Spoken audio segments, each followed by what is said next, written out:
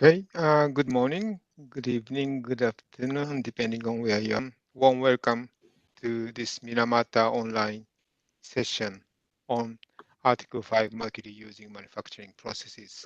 My name is Isak Toda, Senior Program Management Officer of the Minamata Convention Secretariat, and I'm convening or facilitating this session.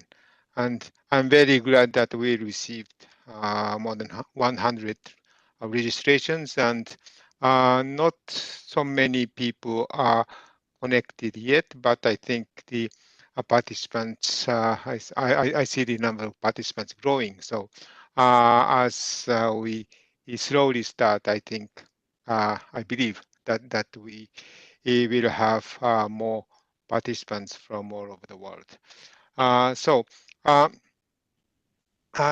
before jumping into the session, I think we will share the housekeeping announcement. Yes, so the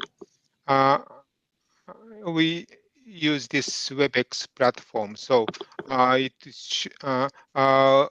is technically possible uh, to receive oral questions, but basically we use the chat box for questions and answers. So if you have any questions, please put your question in the chat and send to everyone. If we have time, we may open the floor for oral questions, but we prioritize the questions in the chat box. And of course, you can use a chat box to seek technical assistance. This session is being recorded and broadcast live on YouTube, and the presentations and recording will be available on the convention website. So I think we will jump into the session, and from now on, I think I will share my own screen. No, so I think I'm sharing the right screen, and I'm going to make it bigger.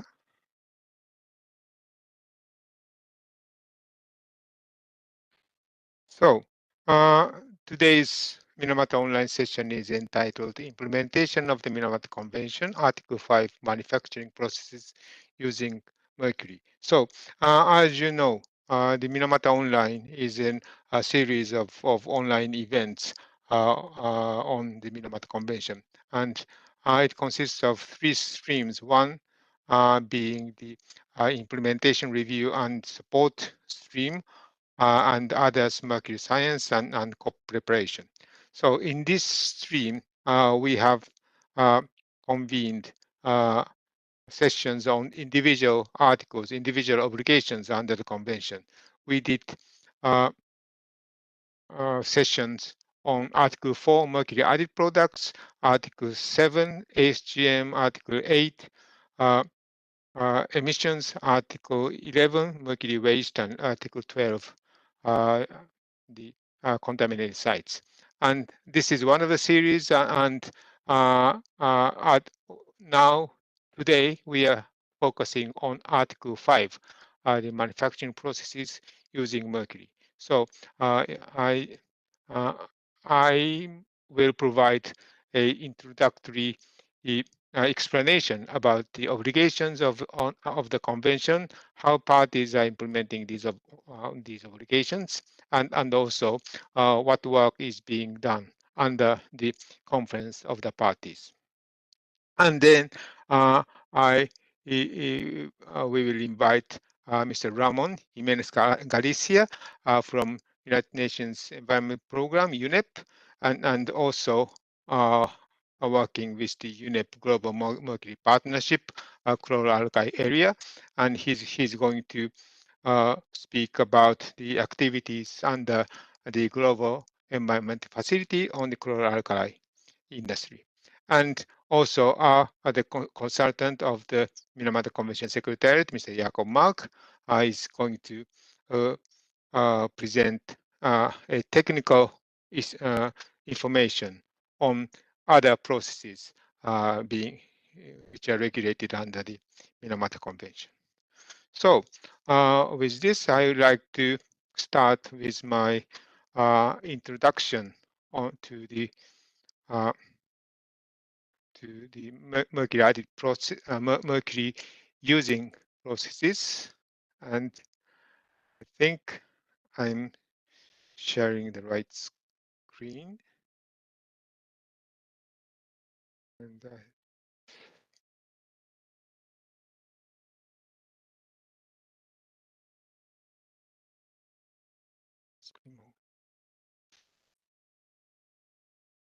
so,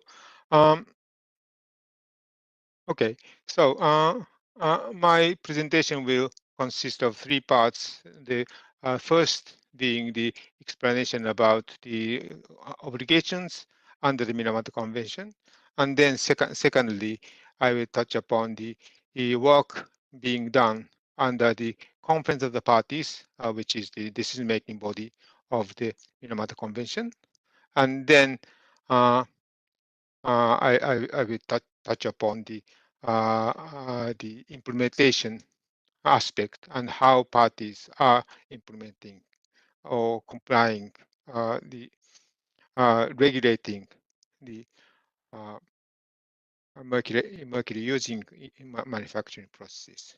So before going into the specific Article 5, I would like to start my talk with the explanation on how the Minamata Convention uh, addresses the whole life cycle of mercury. And the right-hand picture uh, depicts the life cycle or life stages of mercury. Um, the upper stage is the supply, mercury supply, and then trade, and then in the middle you have use, and in the at the bottom you have waste and storage, and emission releases are coming from all the stages. So individual articles cover these life cycle stages, and Article 5 is to control the uh, industrial processes in which mercury or mercury compounds are used.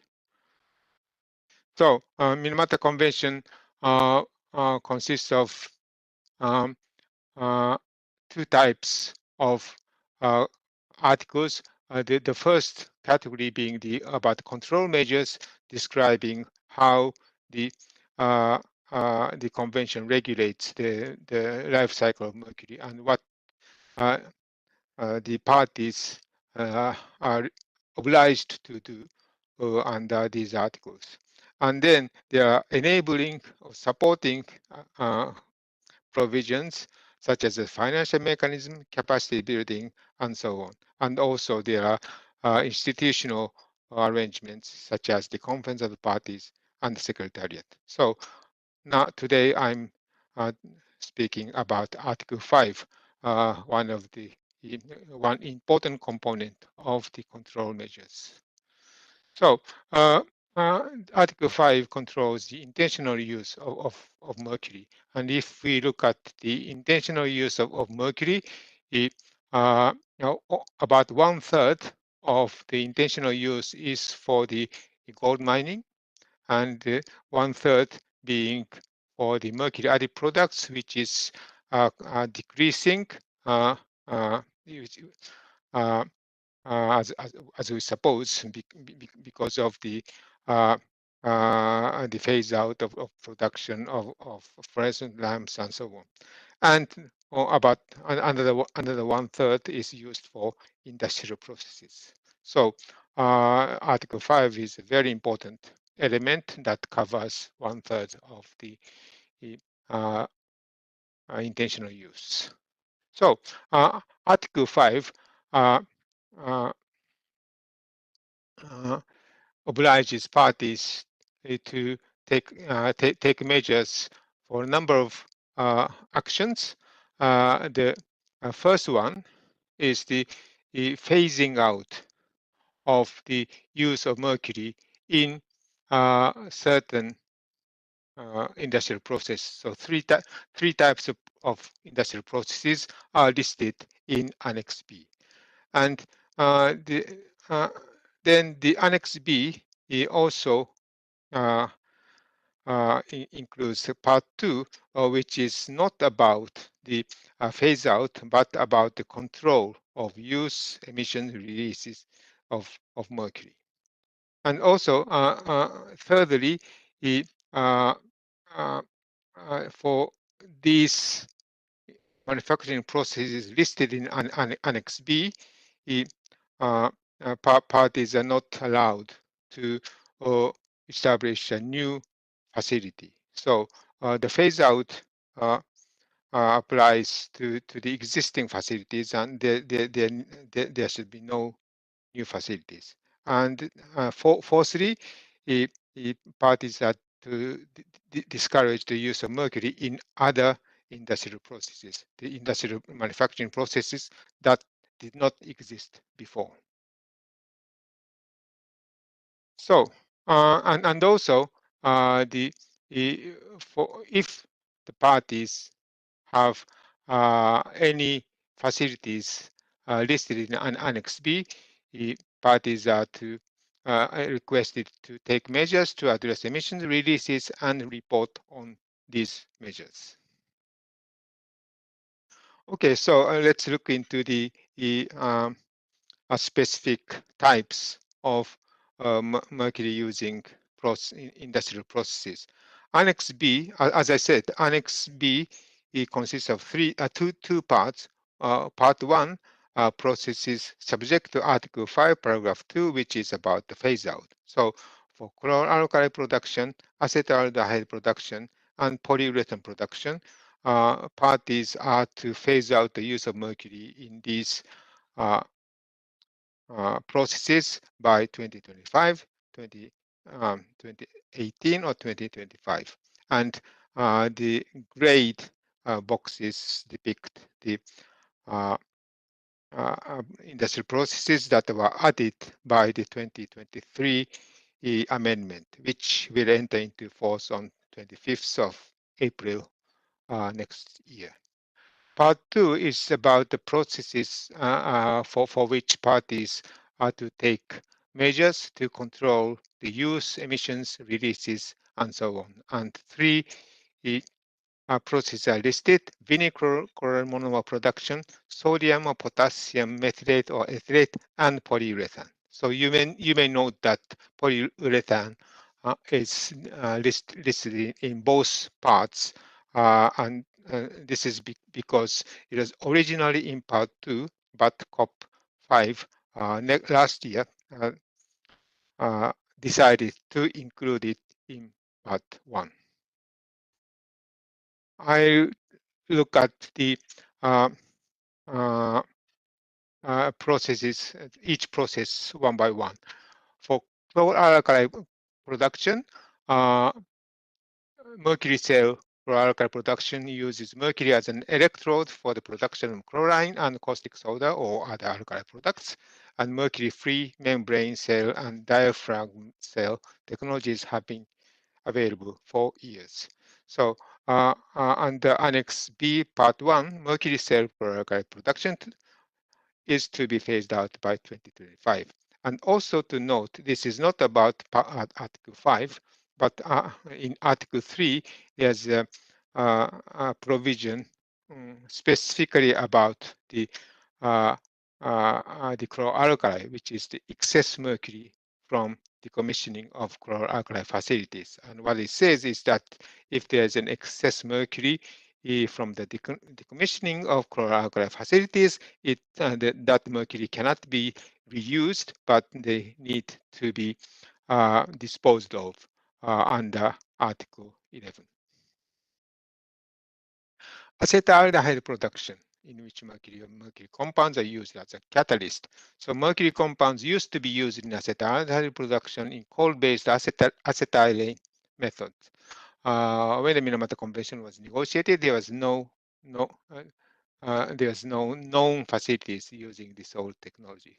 So parties agreed to say that let's phase out by 2018. But uh, there should be no facility using these processes. So polyurethane. So under article under amended Annex B Part 1, this is to be phased out by 2025, and under the original Annex B Part 2, there are specific provisions taking measures to reduce the use of mercury uh, within 10 years. Um, Aiming at the phase out of its use, with 10 years after the entry into force of the convention. So the COP agreed to phase out earlier than this, and also taking measures to reduce the reliance on mercury from primary mercury mining, taking measures to reduce emission releases to the environment, encouraging research and development, and reporting to the competent parties. Vinyl chloride monomer production. Mercury compounds are used in vinyl chloride monomer production in coal-based acetylene methods. And in many countries, the vinyl chloride monomer is produced using other technologies, which are the from ethylene. So if you produce vinyl chloride monomer from ethylene, you don't you don't need to use mercury compounds. And for your information, the vinyl chloride monomer is used for the manufacturing of the polyvinyl chloride plastics.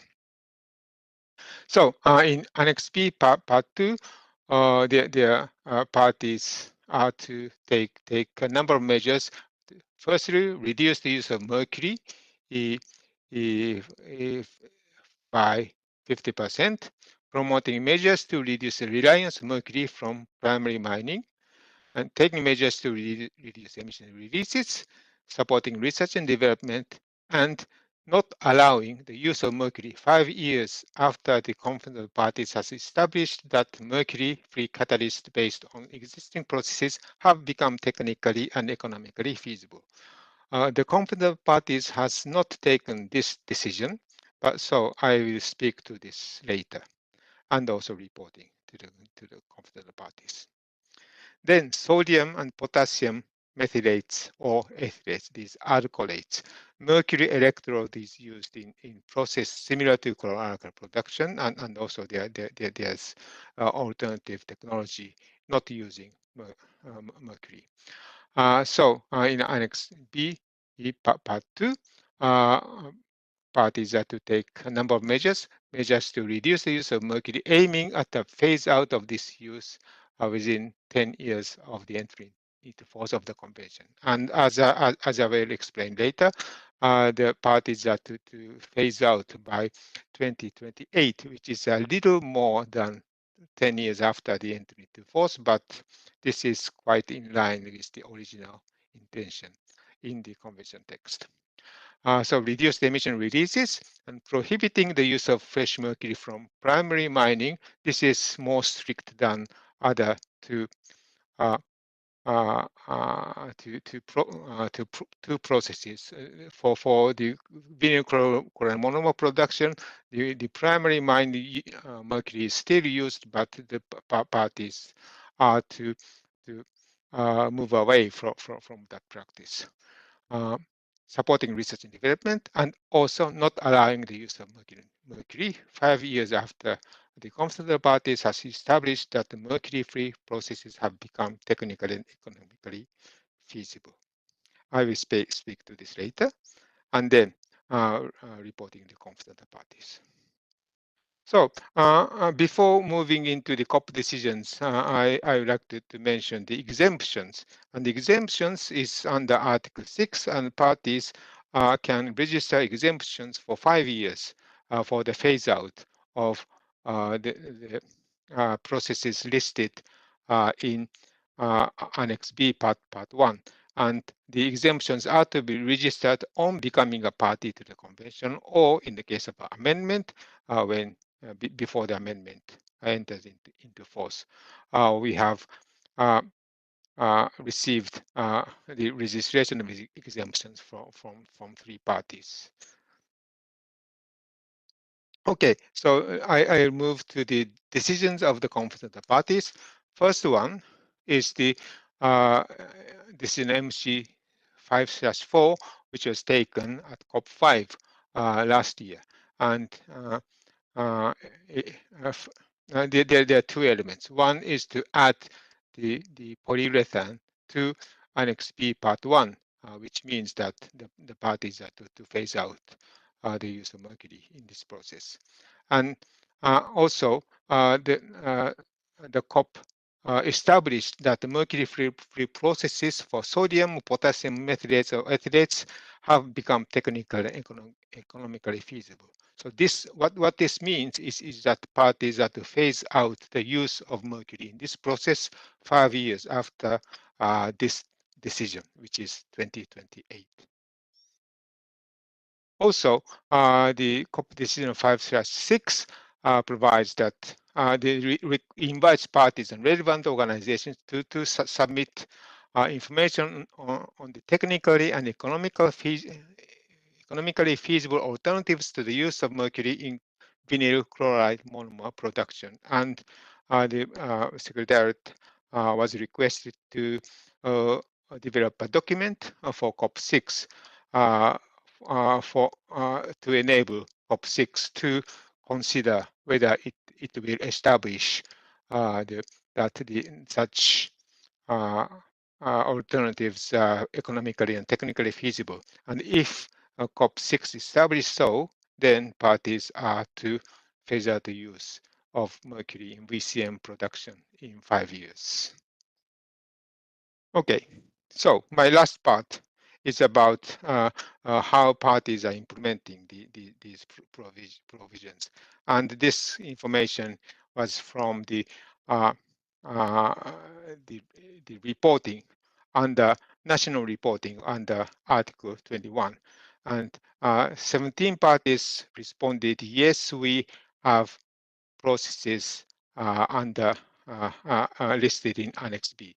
And 93 parties responded no, and 8 parties responded they don't know.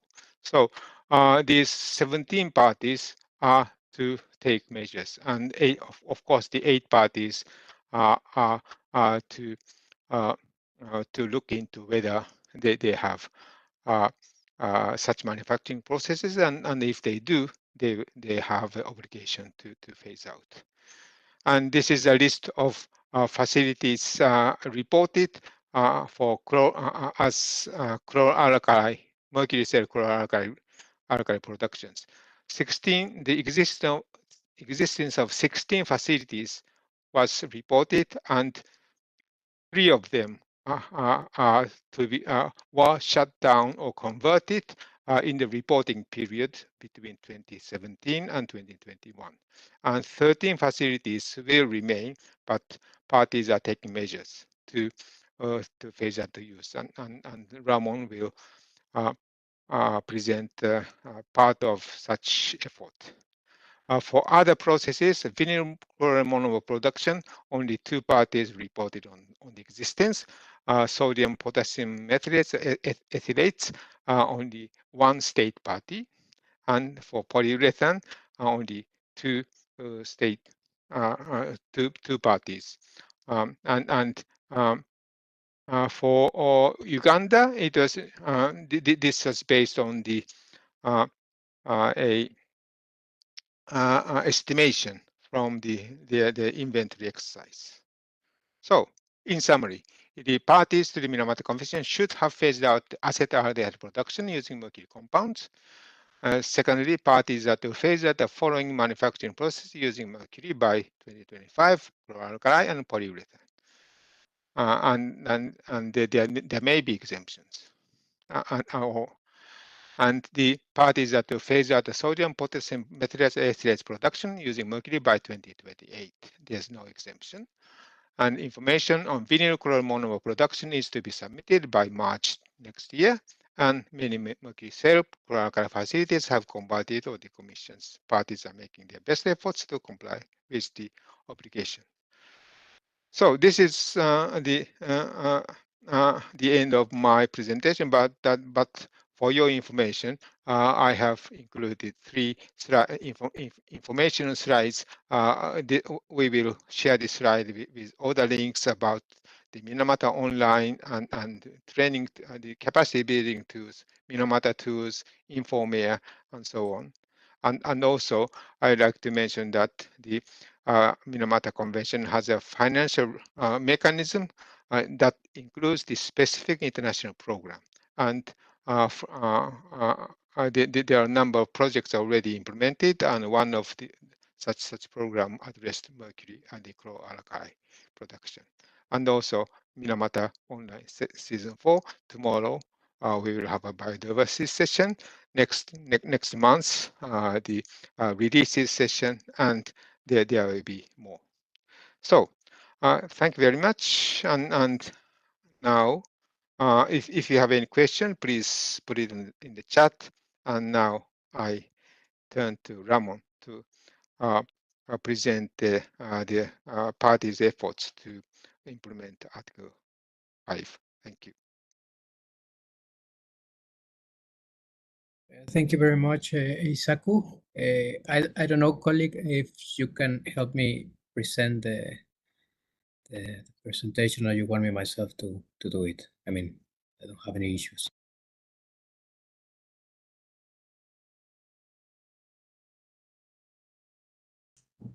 If you can do it on my behalf, please, I would really appreciate it. Okay, thanks.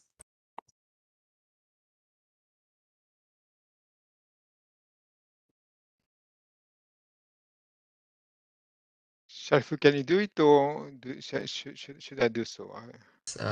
Please, I will take a moment for this. Okay, so I think I will share my screen.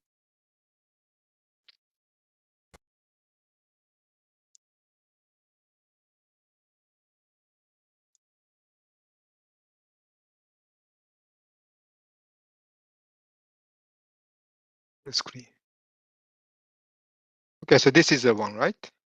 Yes, perfect. Thank you very much, Isaku. Good morning, good afternoon, good evening, colleagues. My name, as Isaku mentioned, is Ramon Jimenez. I work for UNEP's Chemicals and Health branch under the Industry and Economy Division. And today I'll be discussing the ongoing initiatives aimed at phasing out mercury in chlor-alkali production, as well as some of the projects addressed in 2 specific countries located in the Latin American region. So the next one, please.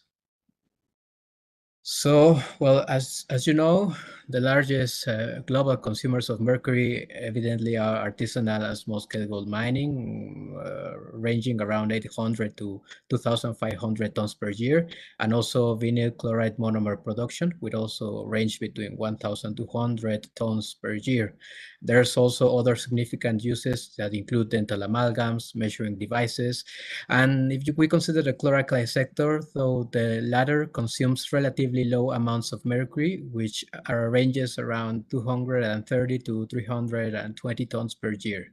However, there's an estimated 10,000 tons of mercury that are stored in the chlor-alkali plant cells, raising use when these plants are decommissioned. Also, chlor-alkali plants are widespread, with over 50 countries reporting sodium hydroxide exports exceeding $1 million in 2019. And also we know that major exporters include United States, China, Belgium, Netherlands, South Korea, and Japan, though many other countries also produce significant quantities. China, as we know, is the world's largest producer and consumer of chlorine and caustic soda, and is expected to drive most of the future growth in the chlor-alkali sector. Next one, please. And well, evidently the chlor-alkali industry produces chlorine and sodium hydroxides through this electrolysis of sodium chloride, but also traditional methods often involve mercury. And while not the largest emitter, again, the industry has emitted an average of 1.4 tons mercury annually since 2020, impacting directly workers' health, communities, and the environment. These concerns stem from mercury disposal, environmental management, and the cost of decommissioning and site remediation. To address this, the Minamata Convention, through Article 5, mandates this phase out of mercury-based chlor-alkali production by 2025. Here, just a quick reminder on this slide is that historically, chlorine production, as we know, involved harmful methods using mercury and asbestos. However, as Isaku mentioned, in the 1970s, this advancement in membrane-based electrolytic cells, which separate chlorine, sodium hydroxide, and hydrogen without hazard or pollutants, significantly improve environmental safety and energy efficiency. In the 1970s also, Japan began using this membrane cell technology at an industrial scale, partly driven by this Minamata Bay incident. And also another enhancement, unlike diaphragm cells, the membrane cells use an ion-conducting polymer membrane to separate the caustic soda and chlorine, making them more energy efficient and safer for the environment and human health than these mercury or diaphragm cells. So today, also nearly all new chlor-alkali facilities use this technology, which is considered as best available technology. Next one, please. So I'll expose now two of the cases and some of the current initiatives that UNEP, with the support of the GEF funds, are taking to address this issue. The first project I would like to speak about is chlor-alkali in Mexico. So next one, please. We got this project approved, and the name of the project is eliminate mercury use and adequately manage mercury and mercury waste in the chlor-alkali sector in Mexico. We know that, as mentioned earlier on this call, currently there are 2 chlor-alkali plants in Mexico, collectively holding approximately 100 tons of mercury that will require stabilization, treatment, and disposal. Also, the owner of these 2 companies, which is CITSA, has concluded technology conversion in this last remaining chlor-alkali facility, which is located in the southeastern part of Mexico, which is Coatzacoalcos in the state of Veracruz, and did this with a planned investment of $82 million. Also, through doing this technical conversion, the plant will have an annual production capacity of 100,000 tons of chlorine and 112,000 tons of caustic soda, with potential for a 50% capacity increase through minor investments. And I know that as part of the activities of this project, the company planned in 2023 to produce all products using energy efficient technology with reduced environmental impact. But nevertheless, there are still these plants where the facilities where they still use mercury cells are still on these 2 sides of Mexico, and they need a current action to address the mercury tons located in these mercury cells. Next one, please. So then what's this project will help, and what's like the scope that we will try to obtain through the project? Well, as we know, the project got approved in 2021 with a GEF grant of $12 million and a grant secure co-financing of $128 million. The timeline and timeframe that we expect now for implementation is that the project will have a 5-year duration and will start activities now in the last quarter of 2024. Also, as part of the discussions and implementation of the execution of this project, the executing agency will be Unido. The project consists basically of 4 major components, which the component 1 focus on the improvement of national capacity. Second component will focus on the conversion, the commission, and remediation of the mercury-cell facilities. The component 3 will help the country and for a sound disposal and transfers of the excess mercury. And component 4 will be focused on the knowledge management and communications through the Global Mercury Partnership and the roster of experts that will help us make the diffusion of the lessons learned and the knowledge management for this project. Next one, please. So, and additionally to this project, we also have another ongoing project identification which is currently will be submitted through to the GEF, and we will expect to get the clearance to have the preparation phase next year. This project is located in Brazil, and the name of this project is Environmental Sound Management and Disposal of Excess Mercury and Mercury Waste from Removing Mercury Electrolytic Cells in Brazil's chlor-alkali sector. As we know, and also was shown earlier by Isaku, currently there are 3 chlor-alkali plants in Brazil that still utilize mercury cells, collectively holding approximately around 240 tons of mercury. These companies involved, which are Chlorum, Catrium, and Unipar Carbochloro, have already started technology conversion with planned investments exceeding $340 million and discuss estimated costs for disposal of excess mercury from the 3 facilities located in the region of Cubatão, Rio de Janeiro, and Igarazu. Next one, please. Similar to the Mexican project, well, we are expecting a GEF project financing of $12 million. Also, the co-financing at the moment is around 344 million, but it's expected to increase since we are still on the well, we will initiate preparation phase next year. The project scope again will also be 5 years with a preparatory phase beginning next year and then having the implementation from 2026 to 2031. The executing agency that we selected here comes from the universities, the Science and Development Educational Foundation. And again, this project is focused on 4 major components, which is the improvement and development of national capacity. Component 2 is the introduction for best available technologies and best environmental practices. Component 3 focus on stabilization, treatment, and disposal. And component 4, knowledge management and communications. Next one, please. And well, in order to ensure the effective implementation of these activities and accurate data validation for these 2 projects in the region, collaboration with national and international stakeholders in the chlor-alkali sector is crucial. Promoting information exchange on these best available technologies and best environmental practices, as well as conducting assessment and management strategies at national, regional, and international levels is fundamental.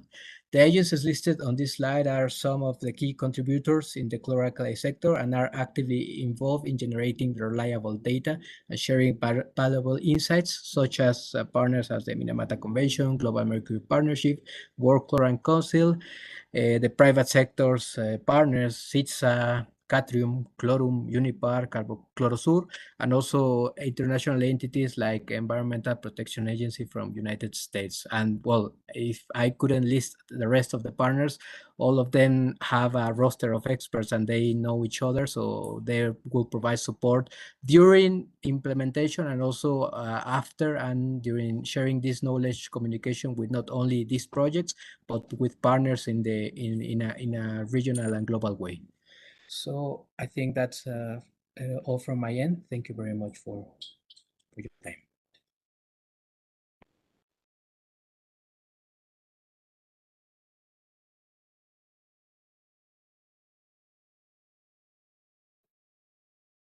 You muted, Isako.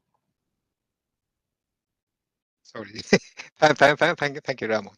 And congratulations on the great progress in this very important project, and look forward to the phasing out of mercury-cell chlor-alkali production in these countries, as well as the proper management of the mercury from the decommissioned plant.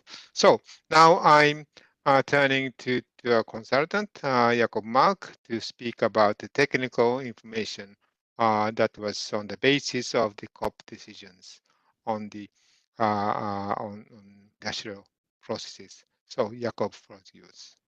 Thank you, Isako. Again, good morning, good afternoon, and good evening to everyone. My name in Danish is Jakob Mo, but Mark is also okay.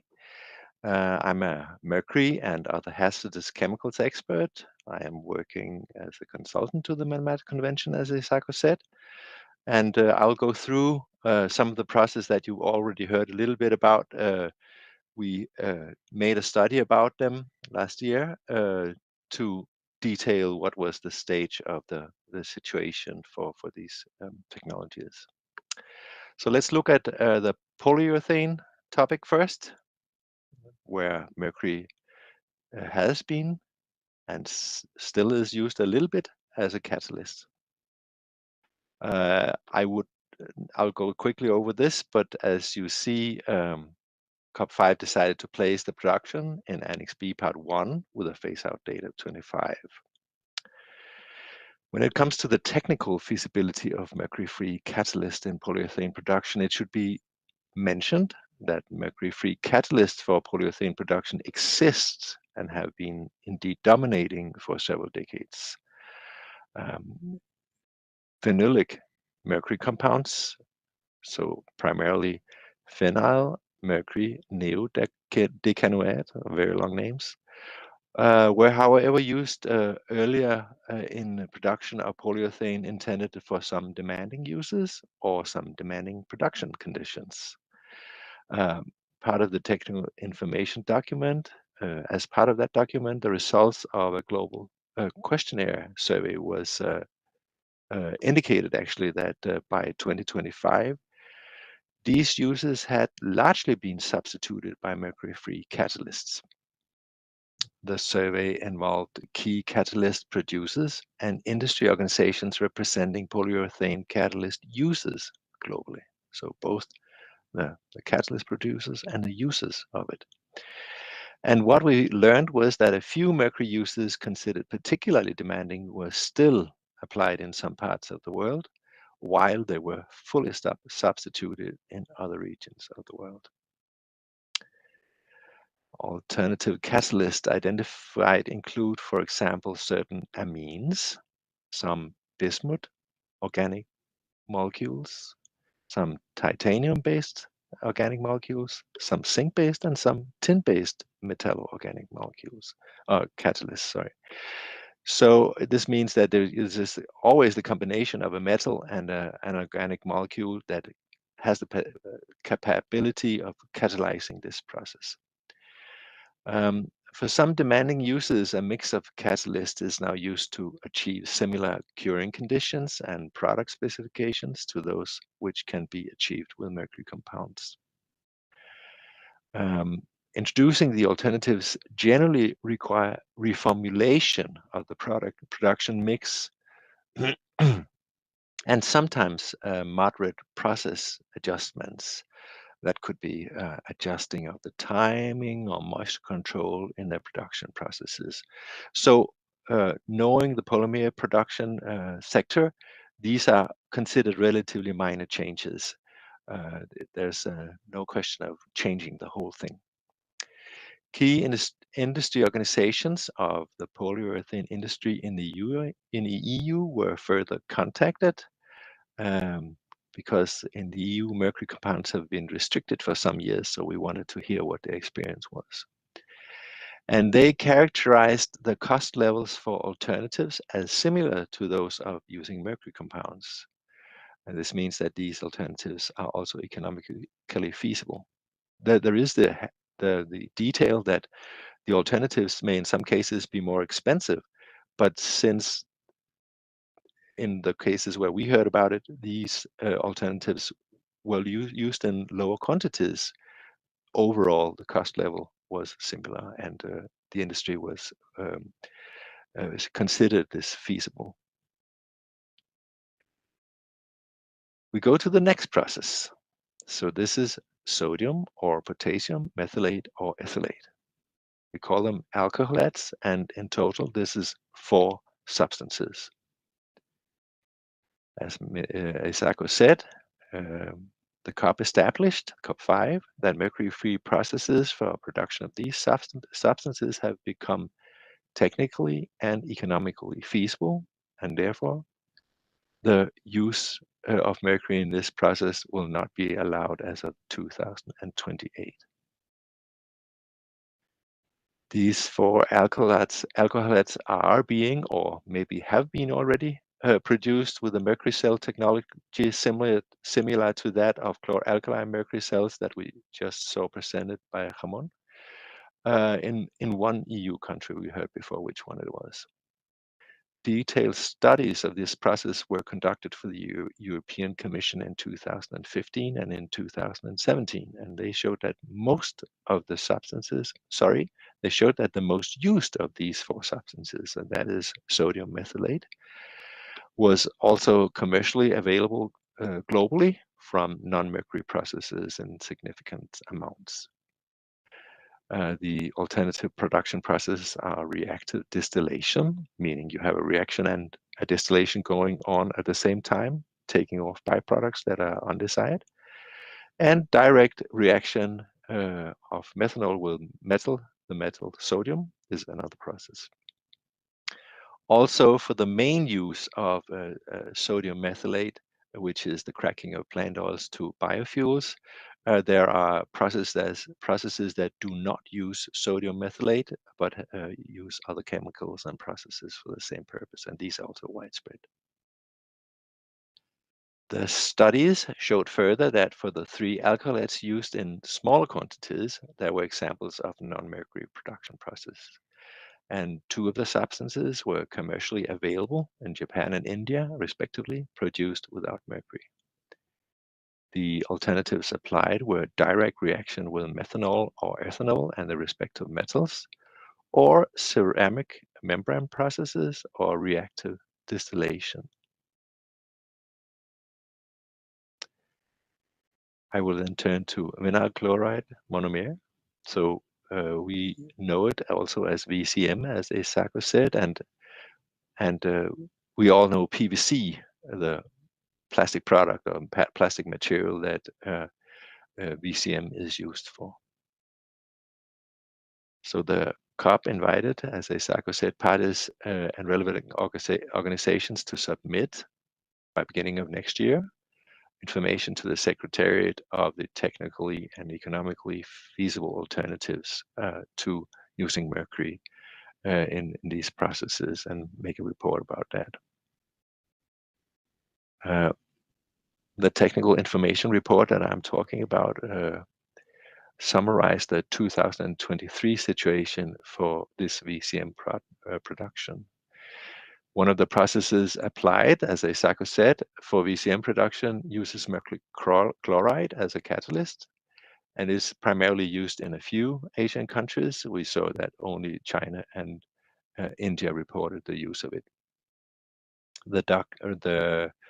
In China, the first goal of Annex B Part 2 on VCM to reduce the mercury use per ton of VCM produced was well in progress as of 2017. This is the newest information we had at the time, and I am not sure we got any newer since then. Also, mercury-free catalysts are produced in China, and one facility there was reported in 2023 to have converted fully to mercury-free gold-based catalysts. Additionally, one facility in China and one facility in India have announced publicly as of 2023 that they were going to implement the gold-based technology full scale in their new facilities. So you see the primary mercury-free alternatives are gold-based and copper-based catalysts, with the gold, as I understand, being the most effective. However, of course, you need good recycling to make sure that you don't lose the gold in the process because it's expensive. Thank you for your attention. Back to Isako. Thank you very much.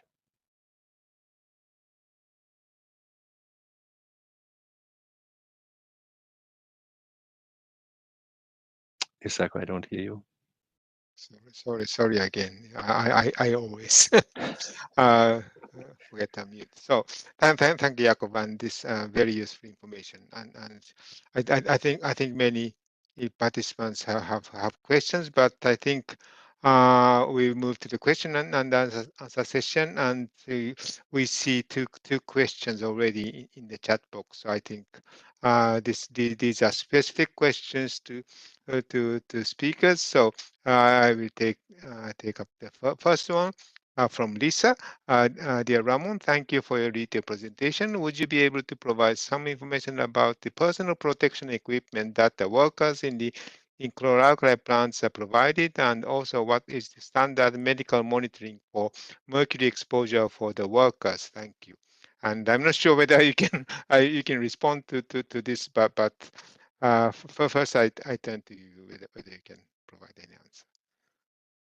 Yeah, thank you very much, Saku. Thank you very much for that question. I think that that's too specific at the moment to provide an answer from my end, but I know that there's, I mean, they need to follow the protocols on experts based more on this issue, but I think we can revert this to the technical experts from Global Mercury Partnership, Saku, because this is a little bit more technical, and I think that my answer won't be enough. Thank you. Thank you, Ramon. And I was also looking for information for example, from the BAT reference document from EU. But since these documents are about the environment, I couldn't find any information about the occupational safety. So if there's anybody in the audience from Global Mercury Partnership and who can provide any response, I welcome any response from experts. So now I would like to turn to the next question from Peter Maxson. Jakob, could you give an example of a demanding use that, according to some users, has justified the continued use of mercury catalyst? Jakob, is the question clear? Or I assume it's on polyurethane. And Peter, write in the chat if you disagree. Yes, some examples were the molding of large flexible polyurethane plastic parts, where you had to have a more complex process to stepwise mold these large things. For example, for the forms to mold concrete objects, very specialized concrete objects. This is one example. Another example was in the EU, but they found solutions for it. The bands around the windows in cars. At some point, the alternative catalysts made the polyurethane less, what's it called, protective against moisture and bacterial growth and so on. And hence there was a need to find solutions to bridge that gap. And this was found in the EU now. This is two examples that I know of now. Yes, I hope I answered your question. Otherwise, let me know. Thank you, Jakob. And then I turn to the next question from Selma. A general question: when a plant which uses these processes that include mercury shuts down to adhere to the phase-out requirements, what happens to those community members earning their livelihood from jobs at those plants? Not all of them would have the means to transition to cleaner processes and keep employees employed. So I'm not sure who can respond to this question, but I think if I may provide my own perspective, for the phase out, the Annex B part one processes, basically most the for the acetaldehyde and polyurethane, the transition is already taking place. So I think some challenges remain in chlor-alkali. And for chlor-alkali, we see many of the uh, the plants are converting to mercury-free alternative methods, but there may be in a case for the decommissioning or shutdown, and of course there may be the the economic impact to the local economy, but this is something parties need to address domestically, and in order to reduce the environmental burden of the industrial uh, activities. It is the polluters that needs to pay the cost. So this is common to me. This is a common issue for all the environmental issues. But if any of you would like to respond, I would welcome any response. And then thank you, Dave Hunter, for responding to the question about uh, the occupational safety. And could yeah, could you please provide any research papers from Srayan? I mean the uh, the report that Yakov presented is already on on the convention website, and some reference. You may find some reference, and also there may be some reference in the Jeff project documents. But if any of you would like to respond, I would appreciate that. From Dave Hunter, is the Jeff program in Brazil open to solutions from industry members, or has a technical solution been chosen? I think this is to Ramon. Can you respond to this question from Dave Hunter? Thank you very much, Isaku. Well, as far as I know, they will do this transition on the membrane cell technologies. That's at the moment, as far as we know. And in terms for for the assessment and how we will proceed, well, as you know, first we need to carry out a baseline, more in detail study that will be performed during the PPG phase to identify to which extent the tons of mercury we're talking about in these three different sites. And also based on that and in the discussions during the preparation of this next phase starting next year, we will provide more inputs. At the moment, we are still relying on part of information that the private sector has, but nevertheless, we'll do the further research on this. But definitely, I know that they have selected this membrane technology. Thanks. Thank you, Ramon. So I think I have we have dealt with all the questions in the chat, and we only have 2 minutes left. So I don't think we have time to open for oral questions. So I would like to spend the remaining time firstly turning to the two speakers about any concluding remarks, and then I will try to conclude the session. So I start with Ramon.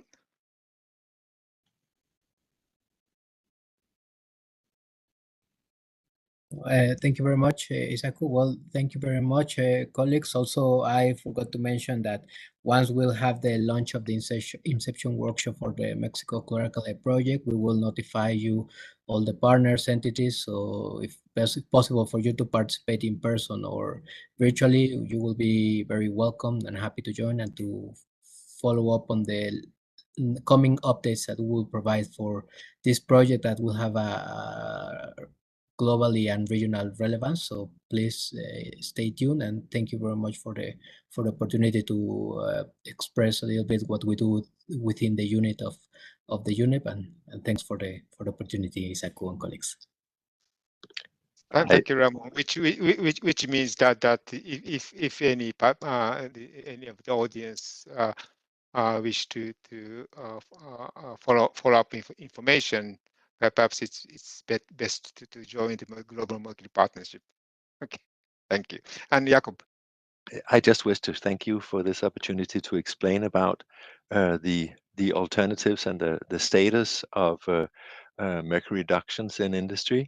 And to me, it looks to be in the right path. And I look forward to seeing this fully implemented already by next year for some processes and over the next years otherwise. Thank you very much. Thank you, Jakob. So, if I may try to conclude, I like to express expectation for further work, further information, especially if for some new parties who did not report on the chlor-alkali at the last uh, uh, national reporting, which was due by the 2021. And we know that there was some chlor-alkali facilities in some of the new parties. So we look forward to receiving information through the Article 21 reporting, and also the Article 5 has a reporting requirement. So we look forward to receiving information. And also I will look forward to receiving information about the vinyl chloride monomer production by March next year, and depending on what we receive, we may it may be interesting to have another session on the vinyl chloride monomer production.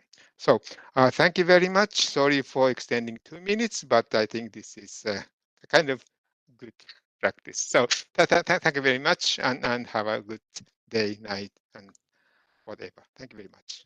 Bye bye.